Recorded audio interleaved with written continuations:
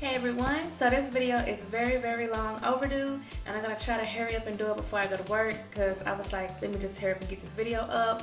So those of you who are new to my channel, welcome. And if you didn't know, I had a lot of breakage. I'll leave that in the description box. I'll leave a link to that video, and then I put the pictures at the front for those of you who haven't seen them yet.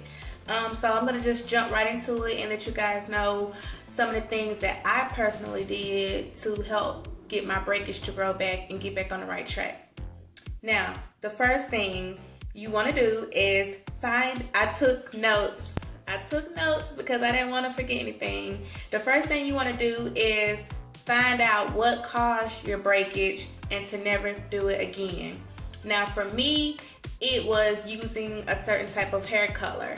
I normally do use permanent hair color, but I've decided for the health of my hair, I'm going to stop using permanent hair color. So that's what I did that caused my breakage.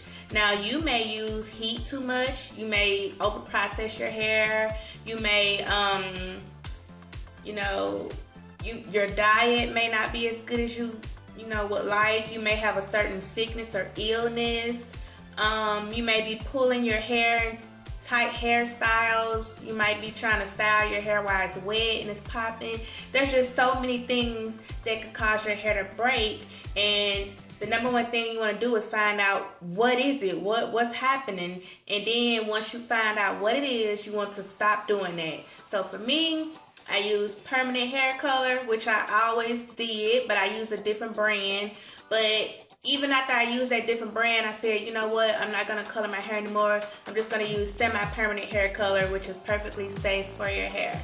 Now, moving on to the next, protective hairstyle. Now, I've never been much of a protective hairstyle type of girl until after my breakage. Like, I love to wear my hair down and flat iron and be able to swing it from left to right.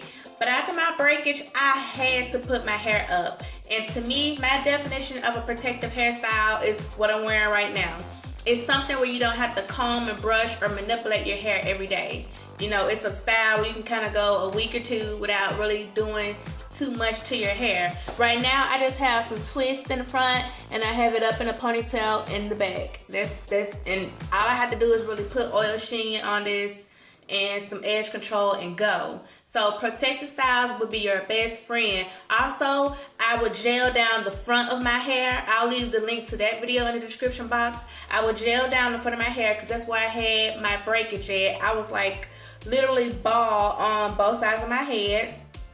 So I would gel down my hair. And when I didn't wear it gel down, I wore it like this. I wore it in twisters when it started to grow out enough. And people didn't know what was going on because I would constantly keep my hair in a protective style. And I also wore buns and just a lot of different hairstyles. If you go to that hair breakage video, you'll see some of the hairstyles I wore. Now, moving on, use gel. I use gel so much. Ecostyler was my best, well, it's still my best friend. Ecostyler gel, yes. Because it freezes your hair in whatever hairstyle you wanted, and that's what I wanted for my breakage. I didn't want any manipulation to it, which goes back to the protective hairstyling. I used gel to freeze my hair so that I didn't have to manipulate it and break it even more. It gave my hair a rest. So Ecostyler gel, my best friend. Moving on. I started exercising. I started doing the insanity workout, for those of you who looked at that when the first time I did it. And I noticed that after a month of doing insanity, like, I had that much new growth. Like, my new growth was out of control, and that really encouraged me to exercise even more. So the more you exercise, the quicker your hair is going to grow because you're getting blood pumping, it's flowing, you're getting oxygen to your scalp, and that's stimulating your little follicles, and that's going to make your hair grow. So definitely exercise.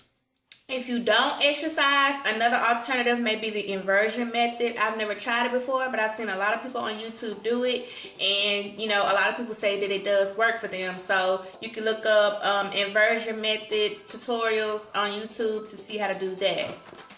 Moving on, deep condition your hair. Deep condition your hair. Deep condition your hair. if your hair is dry, it's gonna break. I mean, it's just plain and simple as that. Just like if your skin is dry, it's gonna flake up. If your hair is dry, it's going to break off. You want to definitely keep your hair moisturized, and the number one way I do that is deep conditioning my hair. I always deep condition my hair. Even if you don't have enough time, at least just leave your conditioner in your hair for 5 minutes before rinsing it out. Don't just slap it in there and rinse it out. Like at least 5 minutes at the minimum. But I always put a plastic cap over my head, and I either walk around the house for 30 minutes doing work, or I sit under my hooded dryer for about 10 to 15 minutes. Deep condition your hair. It's going to give it elasticity and moisture. Now, the next point, hot oil treatments. I don't do hot oil treatments as much as I used to, but I try to at least do them once a month. Because that also goes back to putting moisture in your hair. Oil is gonna help your hair to also have moisture. Just like when you like put baby oil in your skin, you know, it's gonna stop it from being dry. So you also want to do hot oil treatments on your hair to put some good oils in there, get some moisture back in your hair. Now moving on to protein treatments. This can get a little touchy and confusing, but I'm going to try to keep it as simple as possible. There's different protein treatments. There's like a light protein, a moderate protein, and then there's like a hardcore protein. An example of a light protein would be like the organic root stimulator conditioner. That's kind of like a light protein. A medium protein would be the 2-minute, the aphogee 2-minute reconstructor, and like a hardcore protein would be the 2-step protein treatment by aphogee.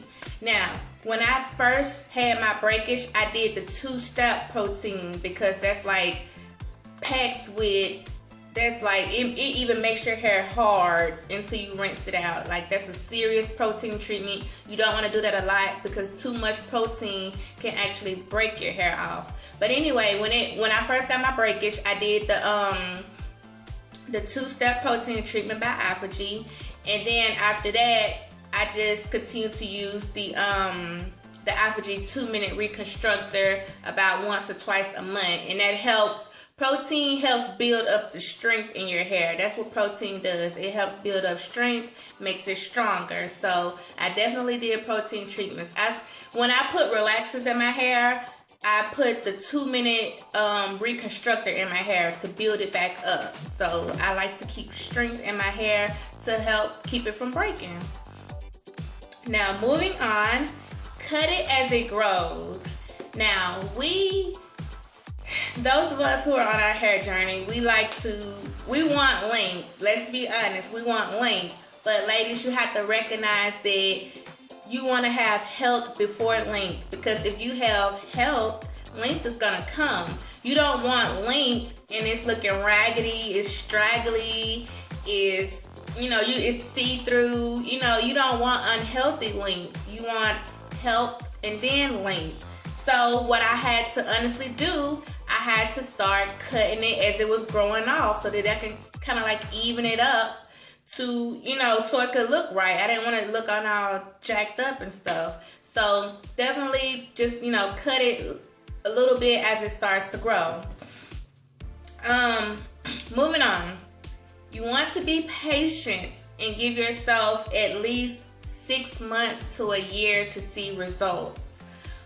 Usually around 6 months, you should have grown on average, but my hair doesn't grow on average, but on average, you should have grown 3 inches of hair. Now, me, in 6 months, I would probably have grown about 2 inches of hair, but that's enough time for you to start to see the difference in your hair and if your hair is getting healthier.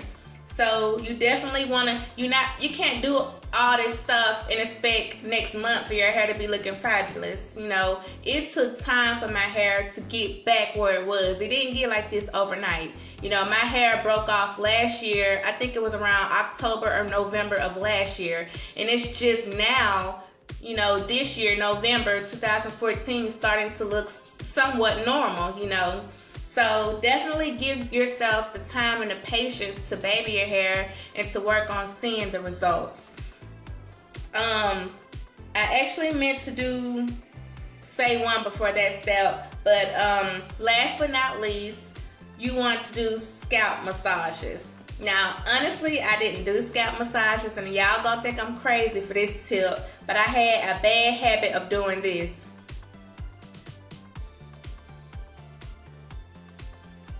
Like, I would constantly do that because, like, I have an itchy scalp, which I have now got under control, and I don't even do it anymore.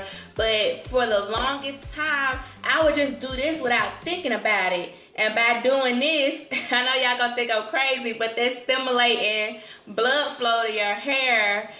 And it's crazy, but it worked. I swear y'all, it worked. But if you don't want to be looking crazy like this, do scalp massages, because that also stimulates blood flow to your hair, which is going to stimulate hair growth.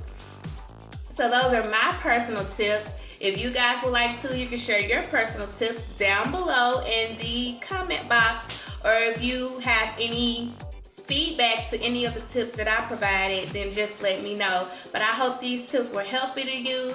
This video has been long overdue. I'm so glad that I finally got it out there.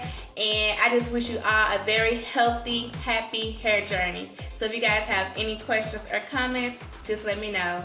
Thanks for watching.